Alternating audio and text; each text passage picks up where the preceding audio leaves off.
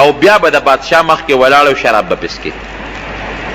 ځکه تا په خپله خوب داسې ولید چې زه انګور نه چوړوم، د هغې نه شراب جوړوم، په بادشاه څکم، نو بس ته به واپس بری کېږې او هغه انګورونه به اوبه وباسې او په بادشاه به څکې. او دی بل ته وایي چې تا ځان ولیده چې ستا په سر ډوډۍ پرتې دي او مارغان راځي د هغې نه ډوډۍ تښتئ، خوراک تښتئ، نو ته به سزا کېږې او په سولی کېږې به، او ستا وجود چې دی هغه به هلته په سولی باندې اویزان دي، مارغان به راځي او ستا د سر نه به غوښې تښتئ او مړ به پروت دی. هغه څه وایي هغه هلکه نه یاره وایي ما خو دروغ وایي، ما خو خوب نه دی لیدلی. دی بل خو ما لیدلی دی، هغه لیدی ما دروغ وایي، ما خوب نه دی لیدی، خطا شوې. یوسف علیه السلام ورته وایي چې که خوب دی لیدی دی او که نه دی لیدی، خو چې کم تعبیر مې وویست همدقسې به د الله فیصله کېږي، خوښه دې خپله ده.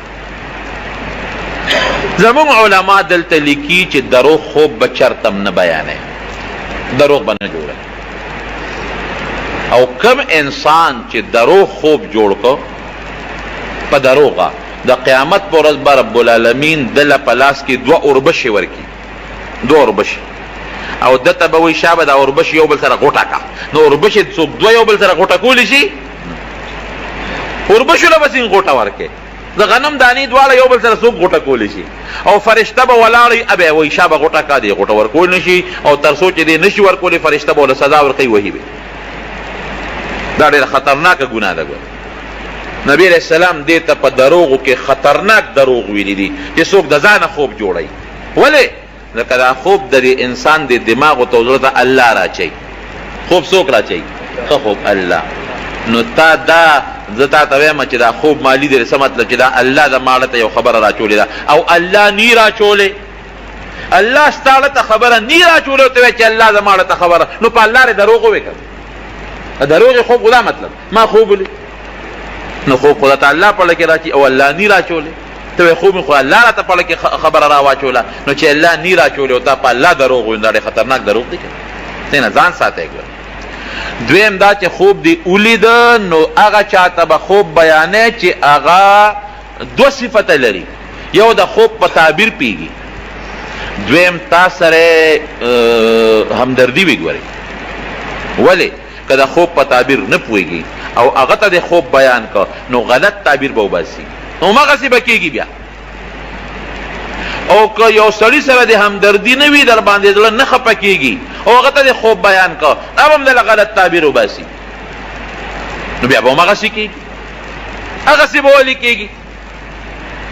یو حدیث کې راځي، حدیث قدسی دی، انا عند ظن عبدی بی. نبی علیہ السلام فرمایي چې الله وایي چې په ما باندې بنده څنګه ګمان کوي زه همقسې یم. نو تا خوب ولیده مثلا او د هغې خوب درته ما تعبیر بیان که، غلط مې بیان که، یا تا خوب نه دی لیدی او ما تعبیر درکه، نو ستاړه کې به هغه سودا راشي چې دا کار جوړ داسې کېږي. په الله دې هغه ګمان پیدا شو چې دا کار به داسې کېږي، نو چې په الله دې کوم ګمان پیدا شو الله به همغسې در سره کوي. پام کوئ د خوب متعلق چې خوب د ځانه جوړ نه کوي ګناه ده، او که خوبم ولیده نو هغه چاته به بیانوي چې کوم تاله ښه تعبیر وباسي، پوهېږي او د سره همدردي وي چې مزېدار تعبیر درته درکړي. او بل درته ووایم که چا خوب ولید د یارې خوب، 3 قسمه خوب دی. یو هغه خوب چې د الله را طرف نه دی، هغه عموما سار وخت کې سړی ویني. یو هغه خوب چې هغه د شیطان د طرف نه دی، شیطان د یارې خوبونه په دې اړه کې راولي. او دریم هغه خوبونه لري چې یو سړی دروازې سکی نو هغه په خوب کې ویني.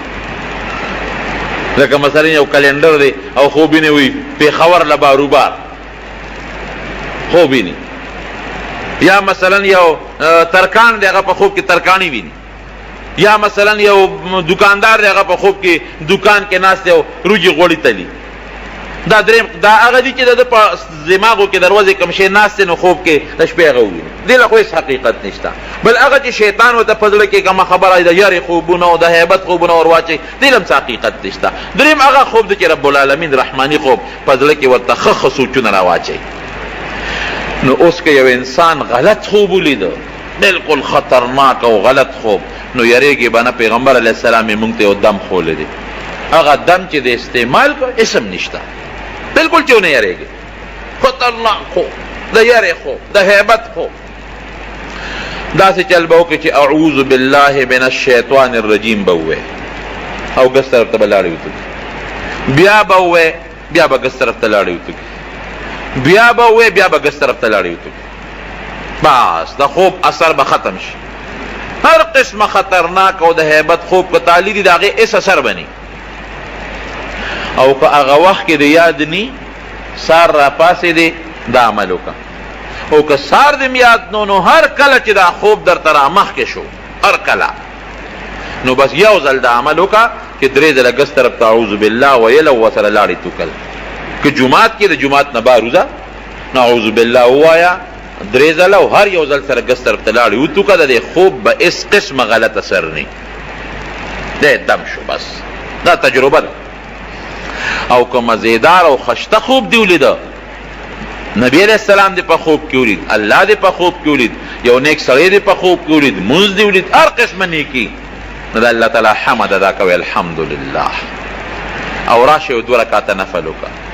لګه صدقه ورکا بیا برته رب العالمین د دینه نورم خشته او مزیدار خوبونه خي خو درو خوب جوړول دا ډیره غټه ګناه ده بهر کیف هغه یو خو چې ما دروغ ویلی وي زه اوس چې څه شوي دی هغه شوي دی او چې څه دی به کېږي بادشاه ته کې تحقیق وکړو چې تحقیق یې وکړو هغه خو آسان کار و هغه زمانه کې خو لیباټرۍ نه وې هغه خوراک یې راواغېسته او هغه په یو حیوان باندې وخوړ او چې څنګه یې وخوړ هغه مړ شو پته ولګېده چې خوراک کې زهر هغه اوبې راواغېستې هغه بل یو حیوان ته کېښودې هغه حیوان هغه شراب وڅکل هېڅ یې ورته ونه وې په دا پته ولګېده که چې شرابو کې شراب والا څه نه دی اچولی او خوراک والا په خوراک کې زهر اچولی دي بس دواړه یې راوویستل قاضي فیصله وکړه چې دا کم د بادشاه باورچي دی لنګري دی د زهر اچولی دی لہذا دی سنسار شي دی مړ شي او چې دا کم بل دی شراب والا هغه په شرابو کې زهر نه دی اچولی او بادشاه خبر که چې بادشاه سلامت ګورې خوراک ونه خورې دې کې زهر دی نو هغه له انعام هم ورکه بری هم که وفادار و خط هغه راوسته واپس یې په خپله ډیوټۍ باندې ولګاو بلې پانسي که او بره په لرګي کې ویزان کړی مارغان به راتلل او د هغه نه به یې غوښې وړلې خو چې دا کم سزا شو دا خو بس ختم شو او چې کم بری شو نو یوسف علیه السلام هغه ته وایي ته خو بری کېږي بری شوې نو اذکرني عند ربک ته چې لاړ شې نو زما معامله لږ بادشاه ته یاده که زه هسې بېڅه مفتو کې جیل کې پروت یم پته نه لګي بادشاه یا زلیخه مې وباسي که نه عزیز مصر مې وباسي که نه نو وزیر صاحب گیر کړی ما مشر بادشاه ته به زما الوی چې دارنګې یو مسافر دی او هغه هسې بې ځایه په جیل کې پروت دی دا هغه دا مسله ده نو دا لږه واوره او د ده مسله کې څه فیصله وکړه نو ته مهرباني وکړه بادشاه ته دې ما یاد کا نو چې دا خبره د یوسف علیه السلام دا خو څه بده خبره نه ده د ګناه خبره نه ده غلطه نه ده یو سړی دی غریب گیر دی او بی گناه گیر دی هغه چاته سفارش وکړي چې د ما سفارش بادشاه ته وکړه چې ما خلاص کړي دا څه بده خبره نه ده لیکن بیا هم د یوسف علیه السلام شان سره مناسبه نه وه د یوسف علیه السلام شان دا دی چې د بادشاه نه ولې مطالبه کوې د لوی الله نه مطالبه وکړه هغه الله چې کوی کې ته پروت وې